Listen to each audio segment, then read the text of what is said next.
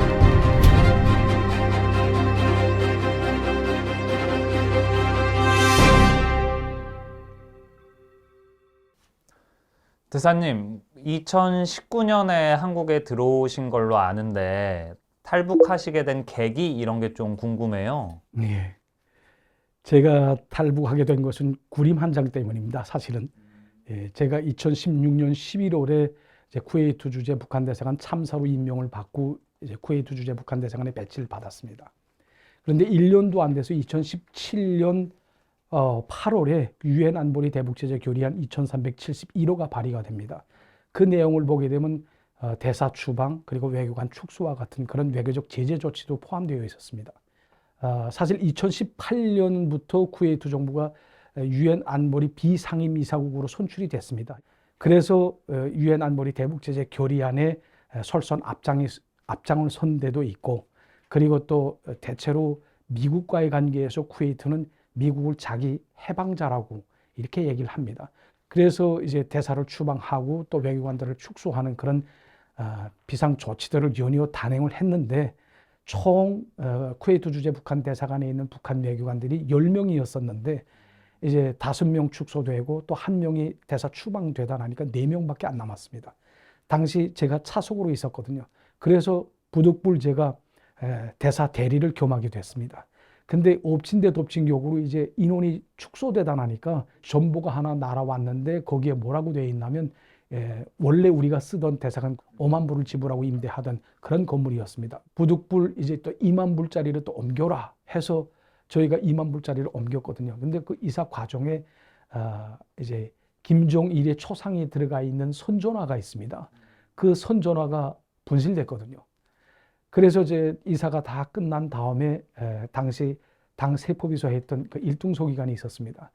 그 사람한테 찾아가서 김종일의 초상화가 있는 그 선전화를 우리가 분실했는데 이것을 평양에다 보고해야 되지 않겠냐라고 얘기를 했더니 그 양반이 하는 소리가 그 뭐 굴고 부스럼 만들 거 있냐? 우리가 그저 덮어버리면 그만인데 왜 자꾸 이거 일을 키우려고 하냐? 그래서 저희가 보고를 안 하고 2년 동안 흘러온 겁니다. 그래서 2년이 지난 2019년 7월에 이제 일등서기관이 만기를 다 마치고 이제 귀국을 했단 말이죠. 대체로 북한 외교관들이 귀국을 하게 되면 이제 해외 상주 기간에 당생활에 대한 거를 이제 당중앙위원회 조직지도부 당생활지도과에 가서 다 당생활 총화 형식으로 합니다. 이게 3개월 걸리거든요. 그러니까 열물까지 다 토해냅니다. 황색물을 뺀다는 그런 취지로 이제 하나하나 다 당생활 총화를 뭐 서면으로도 써내고 또 이제 구두로도 대답하고 뭐 이런 식으로 지금 진행이 되는데, 이 사람이 이제 선전선동부에 또 가서 보단하니까 우리가 지금 도품은 9만인 줄 알았던 그 초상화가 들어있는 선전화 있지 않습니까? 이 선전화가 다 뭐 어느 대상안에 뭐 초상화 몇 부를 우리가 발송했다라는 그 발송 대장에 다 기재가 되어 있는 겁니다. 이걸 어디 빼도 박도 못하니까 그 다음에 이 친구가 머리가 휙 돌아간 겁니다. 야, 이거 그러다가 내가 죽겠구나 라고 생각하고 이제 뭐 이 모든 죄를 다 나한테 뒤집어 씌웠죠. 그렇게 돼서 탈북을 할 수밖에 없었습니다.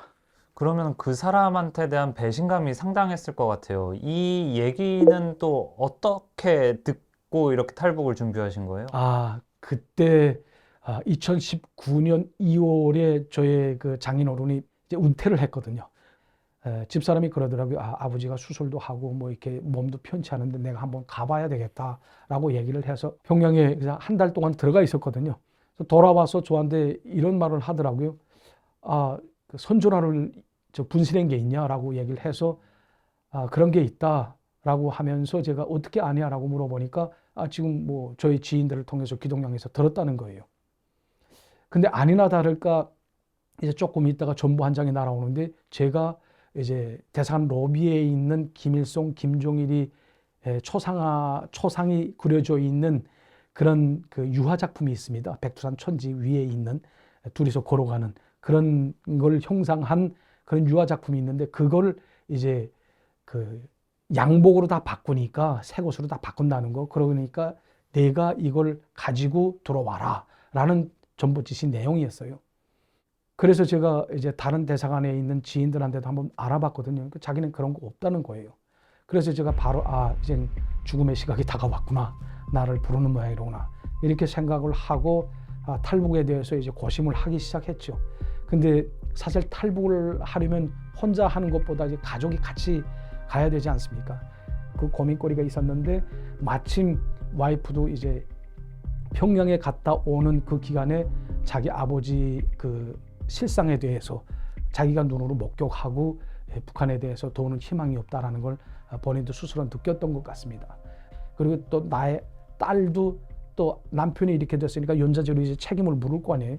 그러니까 이런 운명에 계속 처해봐치고는 남편과 함께 탈북을 하자라는데 동의를 했습니다. 남한에서는 정말 이해가 안 되는 부분이긴 하거든요. 초상화 한 장인데 아까 대사님 표현으로는 이제 죽었구나라고 생각하셨다고 하니까 그게 그렇게 중요한 의미를 지니는 건가요? 그러니까 북한에는 그 헌법보다 상위에 있는 당의 유일적 영도 체계 확립의 10대 원칙이라는 게 있습니다. 한마디로 말하면 바이블이나 같습니다.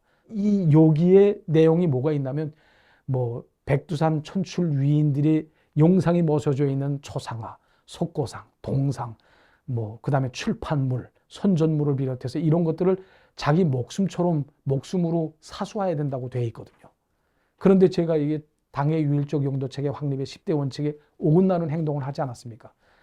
그걸 목숨으로 사수하라고 했는데 이걸 사수하기 위해서 어떤 사람들은 배가 이제 좌초가 돼가지고 이제 폭풍을 만나서 뒤집어지는 그 순간에도 꽁꽁 이 비닐로 싸서 물이 스며들지 않게 그렇게 해가지고 이제 몸에다가 같이 메고 그렇게 죽었거든요.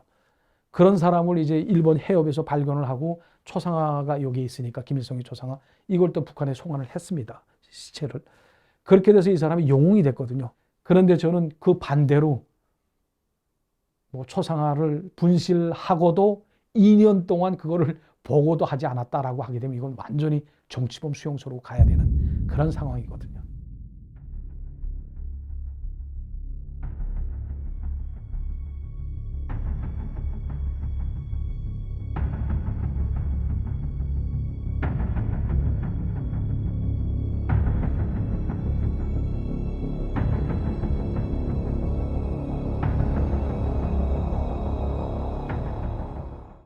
한국에 정착하셔서 좋은 점 뭐가 있을까요? 좋죠. 뭐 여행적인 측면에서는 제가 아무래도 외교관으로 있었으니까 그러니까 여행이 확 와닿는 그런 거는 사실 아니었어요. 근데 여기서는 자기가 가겠다는 날짜에 아무 때나 갈 수 있지 않습니까? 이동의 자유가 완전히 뭐 너무 자유로워서 또 걱정이거든요. 제가 최근에 작년도든가 그때 한번 처음으로 터키를 방문했었습니다. 저의 그 북한에 계시는 부모 형제들도 이렇게 마음대로 그러니까 저도 효도 관광을 좀 해드리고 싶은데 북한에서는 그게 안 되니까 어머니를 좀 여기 모셔왔으면 좋겠습니다. 효도 관광 좀 보내드리게. 인천공항에 처음에 발을 디뎠는데 생각이 찹찹하죠. 그러니까 우선 제가 제일 걱정되는 게 두고 온 저의 가족 친척들 그리고 어머니가 80이 지나셨거든요. 그러니까 노부모에 대한 그런 걱정, 내가 어머니한테 정말 죄를 지었구나라는 그런 마음이 제일 처음으로 다가섰습니다. 그러니까 이거는 인간의 양심 아니에요. 양심과 관련된 문제이기 때문에 어머니한테 제가 죄를 졌습니다 라는 그런 생각이 먼저 떠오르더라고요.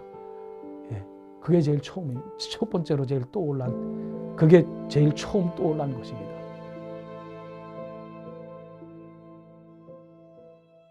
반면에 한국 정착에 좀 어려움을 겪으신 부분도 있을 것 같아요. 예, 어려운 점은 또 할 말은 많지만 그만두겠습니다. 네. 할 말은 많지만 네. 예, 좌충우돌이 될 것 같아서 예. 다음에 드릴 질문이 좀 무거울 수 있을 것 같은데 그 북한 내 가족들 근황에 대해서는 좀 들으시는 바가 있으세요? 뭐 들어본 적이 없고, 그리고 또 저희가 한국에 왔을 때가 2019년 12월 말이었습니다. 한 달 지나서 2020년 2월부터 코로나가 터져가지고 뭐 사회적 거리두기도 하고, 그다음에 다른 나라들의 이제 내왕을 다 비행기들이 다 못 뜨지 않았습니까? 그래서 내항이 안 되던 그런 시기였습니다. 2021년인가 그때 한번 2월 달에 제가 TV에 출연한 이후에 저희 장인어른이 한번 나왔더라고요. 북한 TV에, 조선중앙TV에 공개가 됐습니다. 그 근황을 보고 살아계시구나라고 알았죠. 북한에서 바라는 게 아마 너 그저 조용히 입 다물고 살아라 라는 취지로 내보냈을 거라고 생각합니다. 그 한국 정착 후에 이제 따님의 반응이 제일 궁금해요. 좀 따님은 한국 정착 후에 좀 이 적응도 잘 하고 그랬나요? 아무래도 아이들이 굉장히 빠릅니다. 그러니까 뭐 노래도 잘하고 뭐 춤도 잘 추고 공부도 잘하고 뭐 모든 거 다 인차 사회적 적응이 잘 되니까 얘네들은 정말 걱정이 없더라고요. 처음에 이제 나올 때 저희가 그러니까 부모로서 제일 걱정됐던 거는 제가 따돌림 당하지 않을까, 제가 이 한국 애들하고 같이 따라갈 수 있을까라는 부분에 대해서 많이 걱정을 했었거든요. 그런데 오히려 뭐 딸은 잘 나가고 있고 오히려 우리가 지금 정착을 잘 못하는 중입니다. 부모들이. 저희 딸내미가 하는 소리가 우리 집에서는 아빠가 제일 심각해 얘기를 하더라고요. 그러니까 저보다 엄마하고 딸내미 사이가 굉장히 가깝습니다. 그래서 저희가 이제 오게 되면 마주 앉아가지고 오늘 무슨 일이 있었냐 뭐 하게 되면 이제 쫑알쫑알 이제 무슨 일이 있었다고 쭉 얘기를 하거든요. 그 듣는 재미, 그리고 뭐 들으면서 이렇게 행복해하고 설레고 이런 감정이 사람이 가지는 그런 감정 아닙니까? 그래서 자식이 크는 모습에서 행복감이 더 배가 되는 것 같아요.